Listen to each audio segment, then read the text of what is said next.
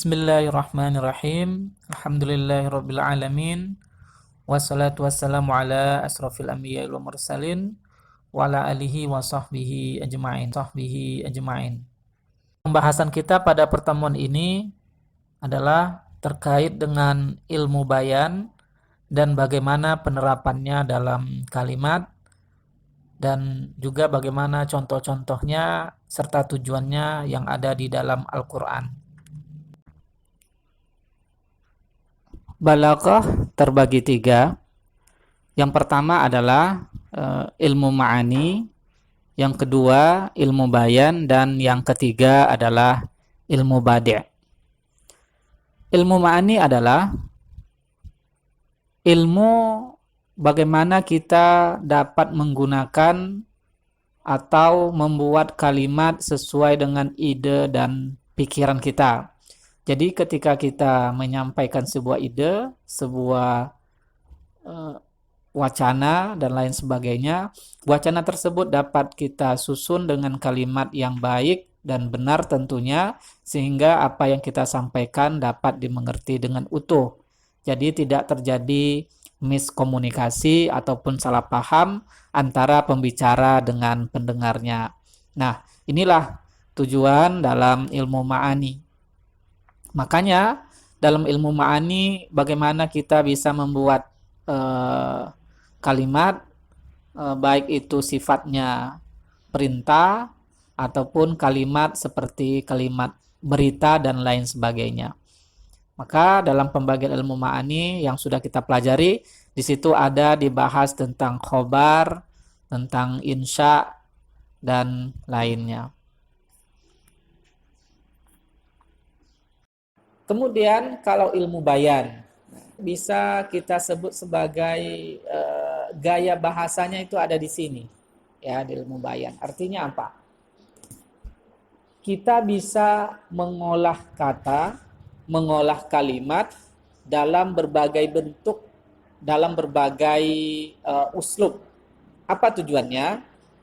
Agar mudah dipahami, kemudian agar tidak membosankan bagi pendengar, ya. Kemudian bisa juga agar kata-kata kita itu lebih halus, lebih sopan dan lain sebagainya. Dari dalam ilmu bayan ini itu yang dibahas, yaitu menggunakan bentuk-bentuk kata yang berbeda untuk menyampaikan maksud yang sama. Ya, tujuannya tadi itu agar benar-benar bisa dipahami. Maka dalam ilmu bayan itu pembahasannya adalah terkait dengan tasbih. Ya. Kemudian ada majaz. Ada kinayah. Ya. Nanti ada majaz, ada isti'arah masuk di situ ya. Kemudian ada kinayah. Itu apa sebenarnya? Dari pembagian dari ilmu bayan ini sebenarnya itu adalah bahasa-bahasa yang apa ya, bahasa yang kalau dalam ilmu semiotik dan lain sebagainya itu bahasa tingkat kedua ya. Jadi dalam menyampaikan bahwa itu adalah sesuatu yang jelek, itu kan bahasa kita ingin menyebutkan, mengungkapkan bahwa itu adalah sesuatu yang tidak bagus, bisa kita ungkapkan dengan bahasa itu jelek. Salah nggak bahasanya? Nggak salah kadang, tapi bisa kita perhalus bahasanya. Itulah fungsinya dalam ilmu bayan ini. Ya. Dalam Al-Qur'an contohnya sangat banyak sekali contohnya. Ya. Dalam untuk memperhalus misalnya. Ya. Bagaimana Allah menggunakan bentuk tasbih. Tasbih ya. Untuk mengungkapkan bagaimana hubungan antara suami dan istri gitu.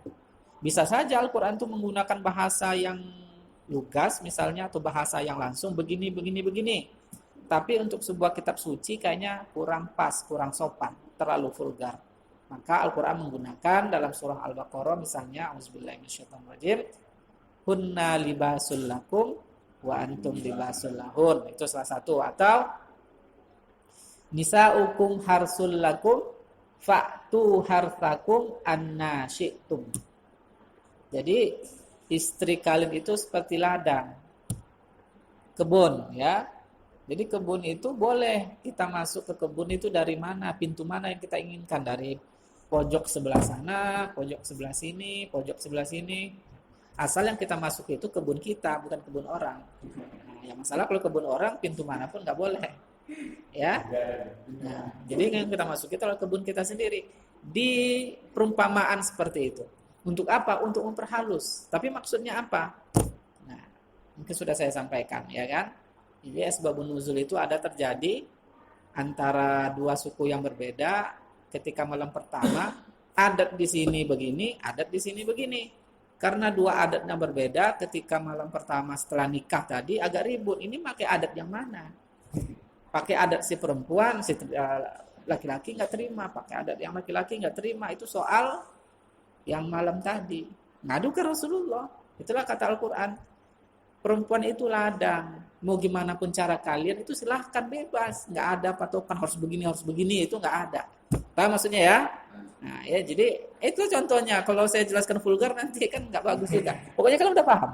Nah itulah fungsinya dalam ilmu bayan tadi. Fungsinya itu untuk memperhalus bahasa. Ya. Jadi maksudnya ini tepat sasaran. Tapi bahasa yang digunakan itu adalah bahasa yang halus, bahasa yang lembut, tidak vulgar dan lain-lain sebagainya. Bisa saja Al-Quran menggunakan begini. Gitu. Tapi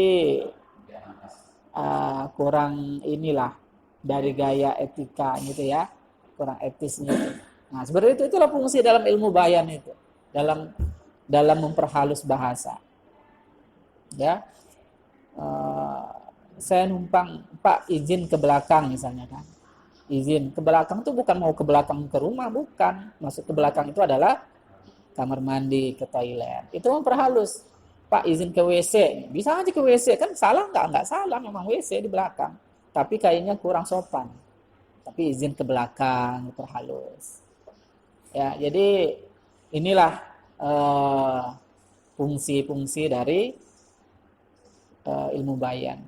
Oh, silakan mampir di gubuk kami misalnya. Padahal rumahnya kayak istana, rumahnya besar tapi dibilangnya gubuk.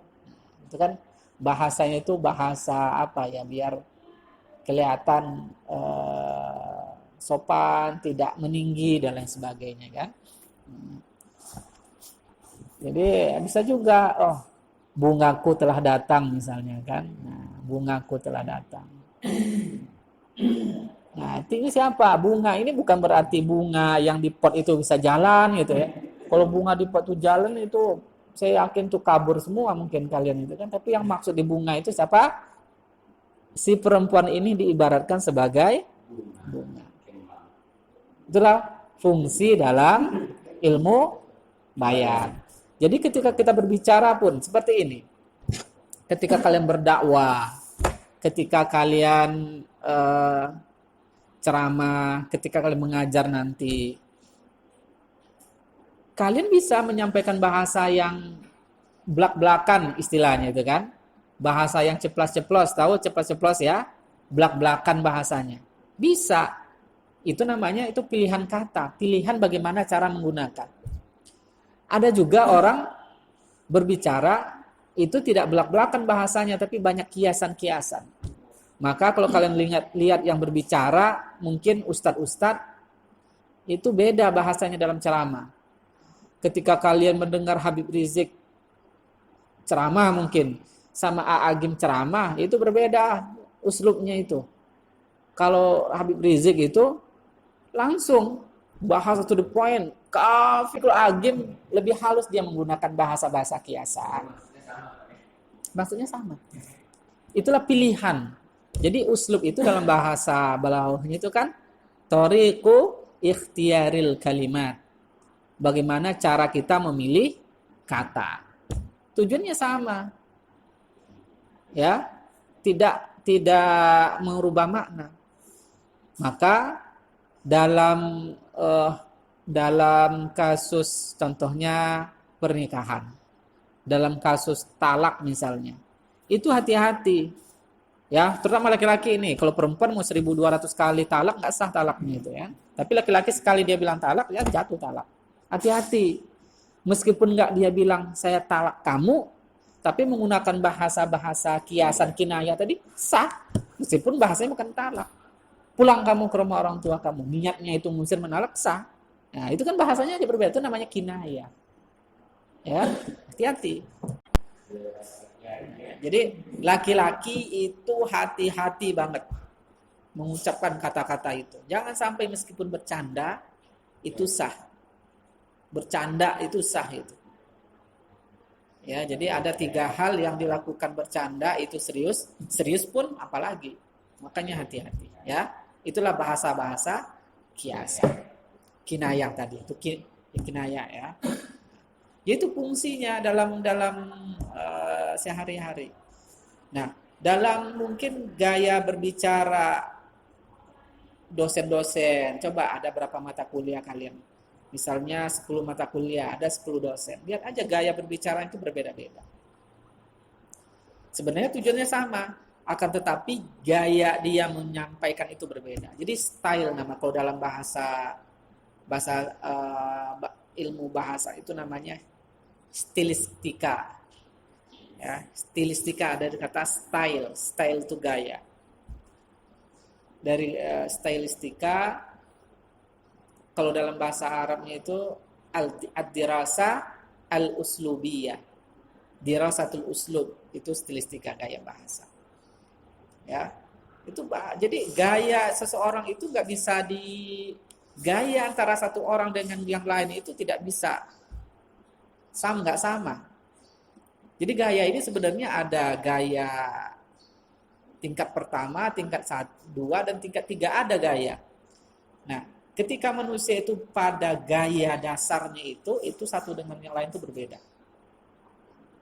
Ya. Siapa misalnya? Yang perempuan lah biasanya. Perempuan ini kan ini pada anggun-anggun begini ya. Yang begini, ini kalau gaya style dari gaya, ini bukan gaya pertama mereka ini. Gaya pertama mereka nggak seperti ini. Tapi ketika mereka berada di rumah misalnya atau di kontrakan, yakin nggak kalian seperti ini? Kalian anggun gitu. Enggak. Berarti ini gayanya ini bukan gaya yang sebenarnya. Jadi kalau kita berbicara soal gaya, ya apa itu gaya? Gaya itu adalah perilaku seseorang. Ya, jadi perilaku ini nanti 3. Ada yang pertama itu, yang kedua yang seperti ini. Ketika dia berada di suatu tempat tertentu, maka gayanya akan dia rubah. Mulai agak jaim-jaim sedikit. Oke ya. Maka begitu pun dosen misalnya.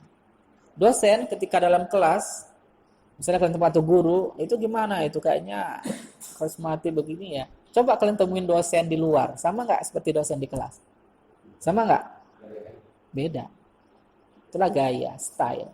Tapi pada dasarnya, gaya itu merupakan karakteristik seseorang. Antara yang satu dengan yang lain itu tidak sama. Jadi ketika dia masuk ke alam bawah sadar dia itu dia berada dalam titik di mana itulah style dia asli. Maka ada istilah keceplosan. Nah, keceplosan itu apa? Dia tidak bisa mempertahankan di titik di mana yang dia inginkan. Titik jaimnya seperti contohnya makan gitu ya. Makan ini. Tahu-tahu dia nggak sadar, tahu-tahu makan, angkat kaki satu kayak di rumah. Nah, ketika itulah style asli dia. Nah, ya kan? Ada ketahuan ininya. Makanya seperti ini, style perempuan yang seperti ini, kalian kenal nggak ada kurangnya mungkin ya. Tapi kapan itu terungkap? Setelah nanti di rumah atau dalam kenalan seperti ini bagus semua. Nanti kadangnya makanya kenapa banyak orang setelah menikah itu di awal-awal atau beberapa itu cobaannya banyak. Salah satunya adalah di style tadi. Karena ketika 2 rumah itu banyak itu namanya pemalsuan, ya kan? Mulai pemalsuan wajah, pemalsuan perilaku. Tapi ketika sudah menikah itu keluar semua ininya kan.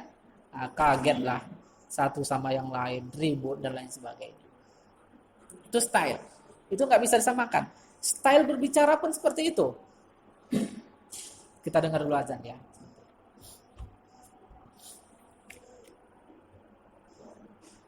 Baik, kita lanjutkan. Tadi sampai di style ya, gaya ya. Nah, kalau ilmu balaghah ini kan terkait dengan bahasa, maka style yang kita kaji itu, gaya yang kita kaji itu adalah gaya berbicara, gaya berbahasa. Maka dari apa yang sudah kita bahas tadi, dapat kita pahami bahwa bagaimana pentingnya ilmu bayan ini dalam berbahasa ya, terutama dalam Al-Quran itu sangat diperlukan sekali. Dan ilmu balaghah ini kan muncul, ditemukan itu kan setelah berapa tuh, tahun 200-an ya di makalah yang disebutkan. 200-an Hijriah. Untuk apa fungsinya? Untuk memahami Al-Quran. Kalau orang Arab terdahulu, yang memang mereka itu ahli dalam bahasa, mungkin tidak kesulitan dalam memahaminya. Tapi bagi kita, orang yang bukan orang Arab dan itu sudah jauh dari negara Arab ya, jadi kita jarang berinteraksi dengan secara langsung dengan orang Arab. Jadi kita perlu alat untuk memahami itu. Maka lahirlah ilmu balaghah ini ya, untuk fungsi memahami Al-Quran. Jadi ilmu-ilmu yang ada, ilmu balaghah, ilmu nahwu, ilmu sharaf itu fungsinya untuk apa?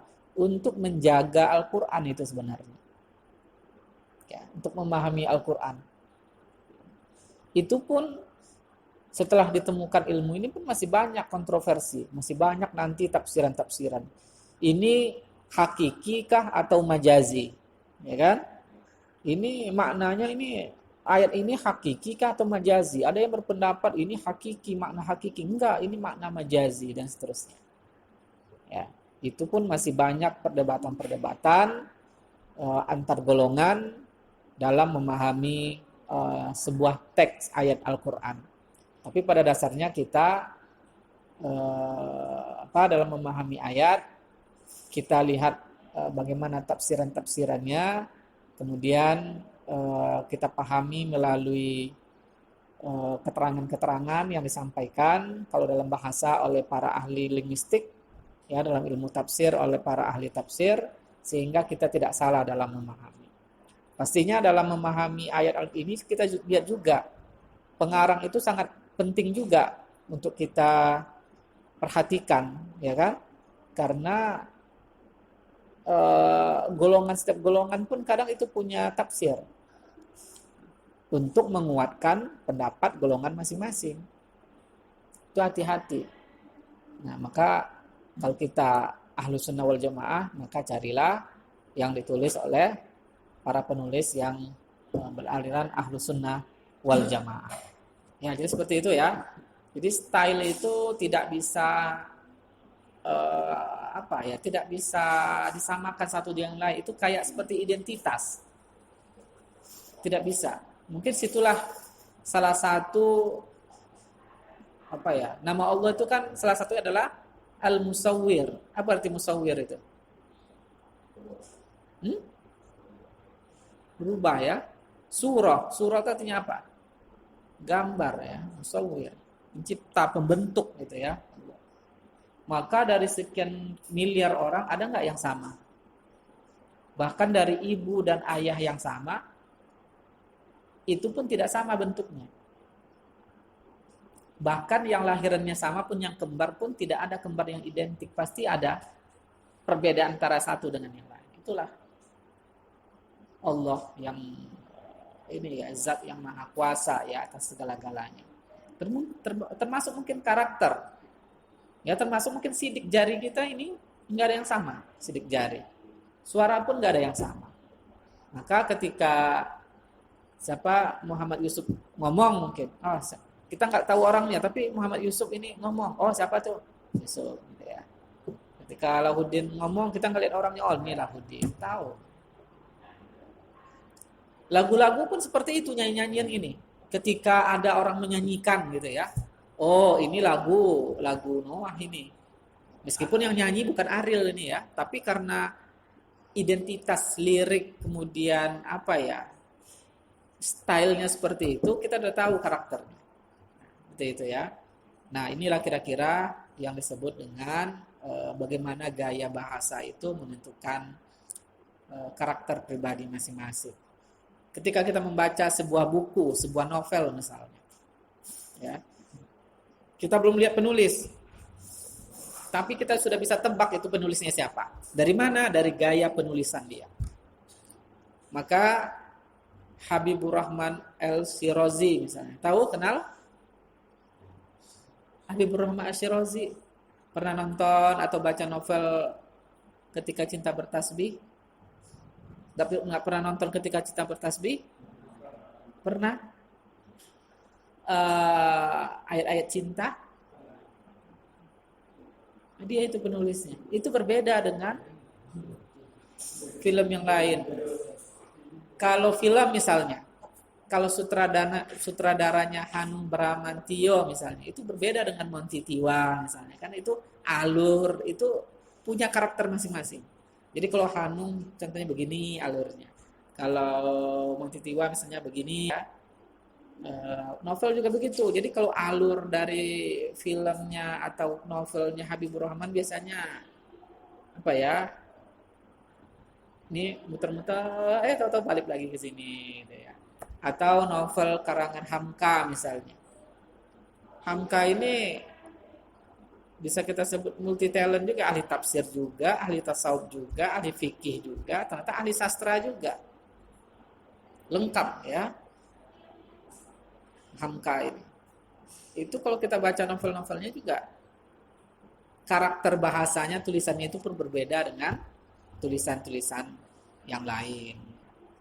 Oke, sekira itu tambahan dari jawaban-jawaban yang disampaikan pemakala tadi. Baik, ada lagi pertanyaan atau ada yang belum dijawab?